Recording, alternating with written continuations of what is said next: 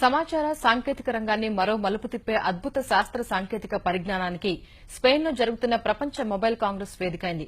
సమాచార వినిమయ రంగంలో సర్వసాధారణాంశంగా మారిన వైఫై స్థానంలో ఇప్పుడు లైఫై అనే సరికొత్త టెక్నాలజీ వచ్చింది.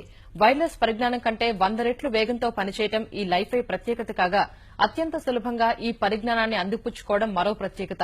ఇంట్లో ఎల్ఈడీ బల్బు ఉంటే చాలు లైఫైకి కనెక్ట్ అవ్వచ్చు. ఊహించని వేగంతో అంతర్జాల మొబైల్ సేవల్ని అందుకోవచ్చు. ఎల్ఈడీ బల్బు నుంచి వచ్చే కాంతి ద్వారా అంతర్జాలాన్ని అందిపుచ్చుకునే ఈ పరిజ్ఞానంతో కేవలం 1 సెకండ్లో 23 సినిమాల్ని డౌన్లోడ్ చేసుకోవచ్చు.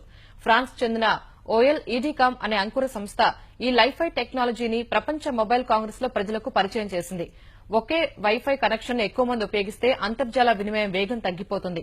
కానీ లైఫైలో మాత్రం వినియోగదారులందరికీ ఒకే వేగంతో అంతర్జాల సేవలు అందుబాటులోకి వస్తాయి.